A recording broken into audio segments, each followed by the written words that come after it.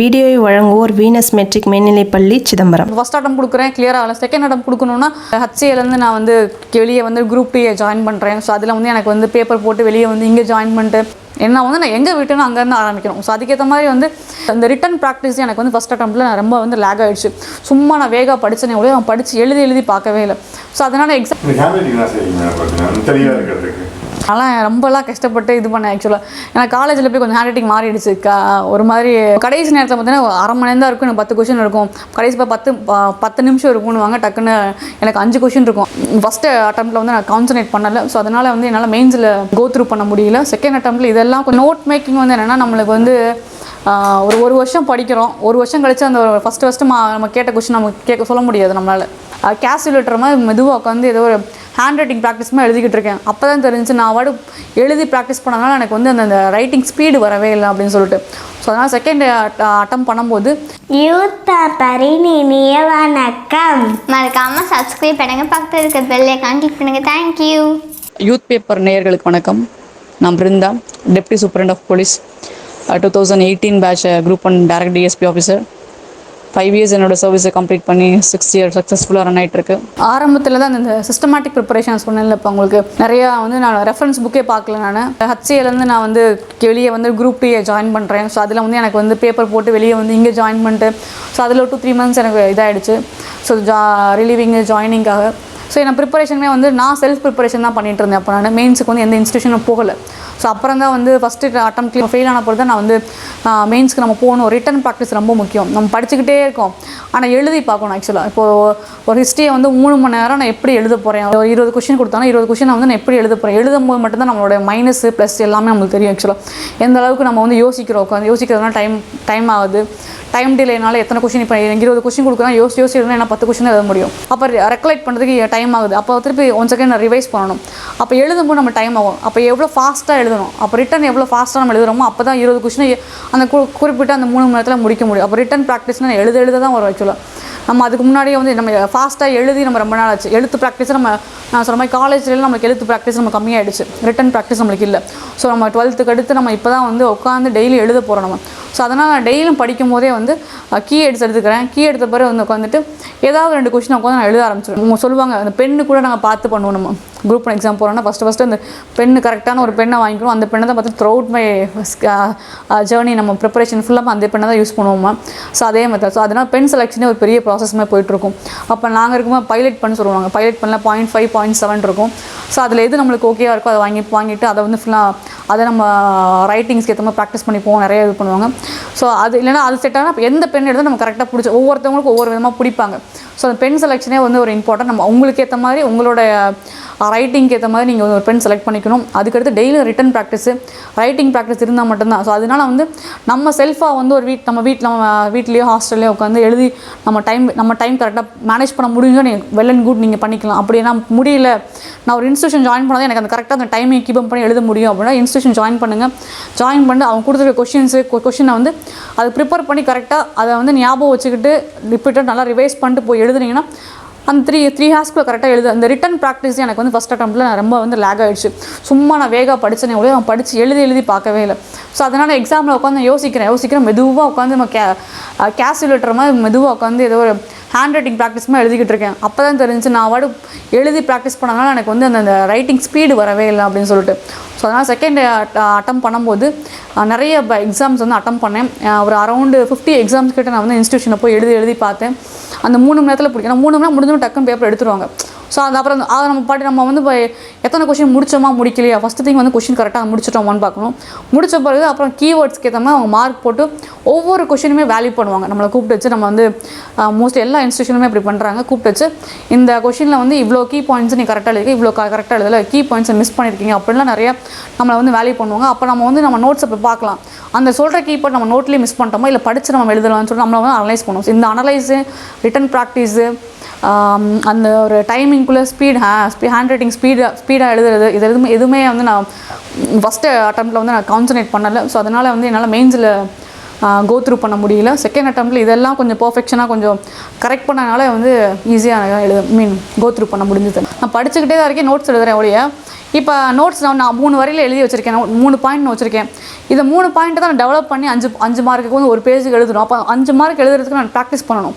இந்த ப்ராக்டிஸ் வந்து நான் இல்லை, ப்ராக்டிஸ் இல்லைனாலே மெயின்ஸ் கண்டிப்பாக பண்ண முடியாது. ஸோ எந்த அளவுக்கு நீங்கள் ப்ராக்டிஸ் பண்ணுறீங்களோ, நான் சொல்கிற மாதிரி கண்ணால் மேக்ஸ் பார்க்குறதும் சும்மா கண்ணாலே படிக்கிறதும் டிஃப்ரென்ஸு. ஸோ அதனால் எந்த அளவுக்கு நீங்கள் பேனா எடுத்து உட்காந்து எழுதுறீங்களோ, ஒரு 2 மணி நேரம் படித்தாலும் அட்லீஸ்ட் ஒரு அரை மணி நேரம் எழுதி பார்க்கணும். அப்போ தான் யூஸு. நான் படிச்சுட்டேன் 10 மணி நேரம் படிச்சுட்டேன், நான் எதுவுமே எழுதி பார்க்கல, பண்ணலை, பேனாவே தொடலை அப்படின்னா அது நீங்கள் ரீப்ரொடியூஸ் பண்ணணும். ஆக்சுவலாக அது ரீப்ரொடியூஸ் பண்ணுறதுக்கு முடியல அப்படின்னா அது ப்ராக்டிஸ் இருக்கணும். இல்லை, என்னால் வந்து இந்த ஸ்பீடாக எழுத முடியல. ஃபஸ்ட்டு பேஜ் பார்த்தா நீட்டாக பொறுமையாக எழுதிருப்போம் உட்காந்து. அது ஒரு 10வது பேஜ் பார்த்தோன்னா அது ஒரு ஃபஸ்ட்டு எழுத்து மட்டும் தான், பின்னாடி எழுத்துல ஏதோ சிக்னேச்சர் போடுற மாதிரி இருக்கும். அப்படி வந்து அந்த ஹேண்ட் ரைட்டிங் வந்து ஃபஸ்ட்டு பேஜ் வந்து லாஸ்ட் பேஜ் வரைக்கும் மெயின்டைன் பண்ண முடியல. அப்போ கடைசி நேரத்தில் பார்த்தீங்கன்னா அரை மணி நேரம் தான் இருக்கும், எனக்கு 10 கொஷின் இருக்கும். கடைசி 10 நிமிஷம் இருக்கும்னு வாங்க, டக்குன்னு எனக்கு 5 கொஷின் இருக்கும். 5 கொஷினுக்கு ஆன்சர் தெரியும். ஆன்சர் தெரிஞ்சு என்ன பண்ணுறது, என்னால் அந்த டைமுக்குள்ளே எழுத முடியல. அப்போ படித்தும் வேஸ்ட் ஆகிடும். ஸோ அதனால் வந்து பொறுமையாக உட்காந்து ஃபஸ்ட்டு எழுதிட்டு இருப்பேன். அப்புறம் பார்த்தா பின்னாடி உட்காந்து அவசரமாக உட்காந்து அப்படி கிறுக்கி விடுறது. அப்புறம் வந்து அதுக்கு மார்க்கும் கிடைக்காது. என்ன எழுதுக்குன்னு புரிஞ்சதானே மார்க் போடுவாங்க, அப்போ மார்க்கும் போட முடியாது. ஸோ அதனால் வந்து அந்த ஸ்பீட் ஆஃப் ரைட்டிங் வந்து ஃபஸ்ட்லேருந்து லாஸ்ட் வரைக்கும் மெயின்டைன் பண்ணலாங்க. அப்புறம் அதை நான் மெயின்டைன் பண்ணிக்கிட்டேன். அப்போ எழுத வந்து நம்மளுக்கு அந்த வெரி ஃபஸ்ட்டு கொஸ்டின் வந்து நம்ம டைமிங்கை மெயின்டைன் பண்ணி டைம் கீப் அப் பண்ணி நம்ம எழுதும் போது ஹேண்ட் ரைட்டிங் ஓரளவுக்கு நம்ம சீராக கொண்டு போக முடியும். அந்த ஈஸியாக புரியும் நம்மளுக்கு. அது மாதிரி டைமிங் கூட நம்ம எழுத முடியும். நிறைய வந்து நான் வந்து ரூல்டு நம்மளுக்கு வந்து மெயின்ஸில் வந்து எழுதும்போது ரூல்டு லைன் தான் ஆக்சுவலாக, அன்ரூல்டு இருக்காது. ஸோ ரூல்டுனா நம்ம வந்து நான் நிறைய ரூல்டு பேப்பர்ஸ் வாங்கி வச்சு வீட்டில் உட்காந்து எழுதுனேன். ரூல்டு பேப்பர்ஸ் வந்து நம்ம வெளியே வாங்கிக்கலாம் நம்ம. ஸோ நம்ம வந்து நான் டெய்லி எழுதும் போதே ஃபுல்லாமே ரூல்டு பேப்பர்ஸில் எல்லாம் நோட்ஸ் எடுக்கிறதும் சரி, நான் எழுதி பார்க்குறது எல்லாமே வந்து பேப்பர்ஸ் நிறையா பண்டலாக வாங்கி வச்சுக்கிட்டு அதில் எழுத ஆரம்பிக்கும் போது நம்மளுக்கு வந்து அது ப்ராக்டிஸாக இருக்குது. எழுத அது ப்ராக்டிஸ் வந்துடும் நம்மளுக்கு. தனியாலாம் இதுக்கு எக்ஸசைஸ்லாம் பண்ணணும் அவசியம் இல்லை. எந்த அளவுக்கு நம்ம பிடிச்சி எழுதுகிறோமோ, படித்து நம்ம எழுதும்போது நம்மளுக்கு அது ப்ராக்டிஸ் வந்துக்கிறோம். நான் மோஸ்ட்லி வந்து ரைட்டிங் பாடத்தை வச்சுக்கிட்டேன்.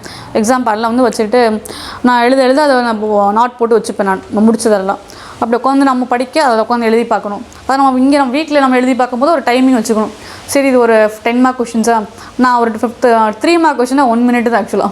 1 மினிட்ல 3 மார்க் கொஷின் எழுதணும். ஒரு 5 மார்க் கொஷினா 2 மினிட்ஸ் 3 மினிட்ஸ். ஸோ அந்த டைமிங் வச்சு வீட்டிலே உட்காந்து அப்படி எழுதி ப்ராக்டிஸ் பண்ணணும். அப்புறம் நம்ம இன்ஸ்டியூஷன்லேயும் இப்போ வந்து நம்ம ப்ராக்டிஸ் பண்ணுறோம். இது நம்மளுக்கு ஒரு டபுள் ப்ராக்டிஸ் மாதிரி எல்லா விஷயத்துலையும். ரிப்பீட்டடாக வந்து நம்மளுக்கு வந்து அந்த ஹேண்ட் ரைட்டிங் வந்து பொறுமையாக டைம் கரெக்டாக மேனேஜ் பண்ணாமல் இருக்கிறனால அதனால வந்து நிறைய இஷ்யூஸ் வரும். அப்புறம் வந்து நம்ம நிறைய யோசித்து எழுதும்போது நமக்கு தப்பு வரும். நம்ம வந்து கடன்னு எழுதணும். ஒரு கொஷனுக்கு ஏதோ டக்குன்னு யோசிக்கும் போது டைம் வேஸ்ட் ஆகிடும். அப்போ அதனால் பின்னாடி கொஷின் நம்ம எழுத முடியாது, டைம் தான். ஸோ அதனால் வந்து நம்ம வந்து ரிவைஸ் ப்ராப்பராக பண்ணலாட்டி கூட நம்மளால் ப்ராப்பராக எழுத முடியாது. ரிவிஷன் கரெக்டாக பண்ணோன்னா யோசிக்காமல் கடனை எழுதிடலாம். ஃபஸ்ட்டு கொஸ்டின் வந்து டேரெக்டாக டைம் வேஸ்ட் பண்ணாமல் ஃபஸ்ட்டு கொஸ்டின்லேருந்து வெரி ஃபஸ்ட்லேருந்து நம்மளுக்கு அந்த ஸ்பீடை கரெக்டாக மெயின்டைன் பண்ணணும். பின்னாடி போய் உட்காந்து விறுவிறுன்னு எழுதி அதனால் வந்து வேஸ்ட் ஆகிறதோட நம்ம ஃபஸ்ட்டு வந்து அந்த ஸ்பீடை மெயின்டைன் பண்ணணும். ஸ்பீடை மெயின்டைன் பண்ணி ரிவைஸ் பண்ணுறோம்னா நம்ம கரெக்டாக ப்ரெசென்ட் பண்ணிக்கலாம்.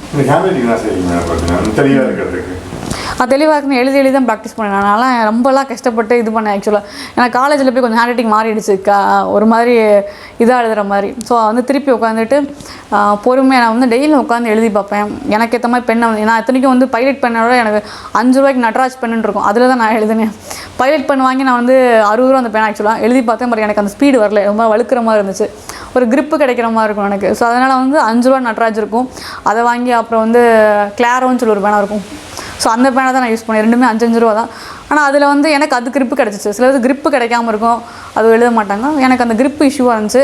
நான் பிடிச்சி எழுதி பார்த்தேன். நிறைய பேனா மாற்றிக்கிட்டே இருந்தேன். அது மூலமாக எனக்கு வந்து ஸோ நம்மளை அனலைஸ் பண்ணிக்கும், நம்ம ஹேண்ட் ரைட்டிங் எப்படி இருக்கணும், என்ன மாதிரி பேனா, எனக்கு என்ன பிரச்சனை ஆக்சுவலாக அப்படின்னு சொல்லி அக்கார்டிங்லி நம்ம வந்து டிசைட் பண்ணிக்கிட்டோம். அது வந்து நான் சொன்ன மாதிரி நோட்ஸ் ப்ரிப்பரேஷன் ஃபஸ்ட் அட்டம்ப்ட்லேயே வந்து நான் வந்து ப்ராப்பராக பண்ணேன். செகண்ட் அட்டம்ப்ட் நோட்ஸ் ப்ரிப்பரேஷன் பண்ணனால ரிவிஷன் கரெக்டாக பண்ணேன் நான்.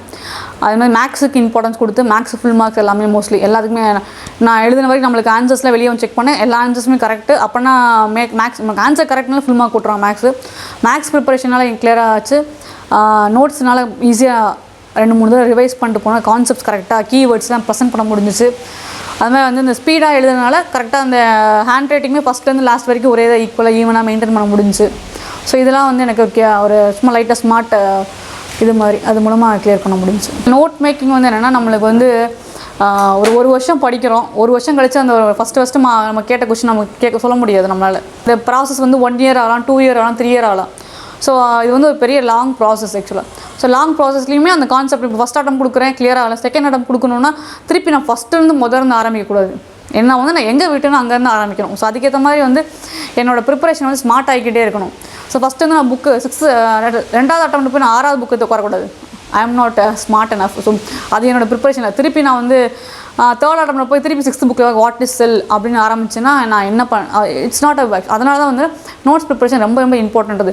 ப்ரிப்பேர் பண்ணாமல் நோட்டை படிச்சிட்டிங்கன்னா அடுத்து உங்களுக்கு நோட்ஸை மட்டும் ரிவைஸ் பண்ணாலே போதும். ஆக்சுவலாக நோட்ஸ்ன்றது வந்து என்னென்னா நீங்கள் ஒரு புக்கை வந்து ஒரு 10 பேஜில் எழுதிடலாம். ஸோ அது வந்து ஈஸியாக ரிவைஸ் பண்ணுறதுக்கும் கான்செப்ட்னா சிலபஸ் உங்களுக்கு வாஸ்ட்டு.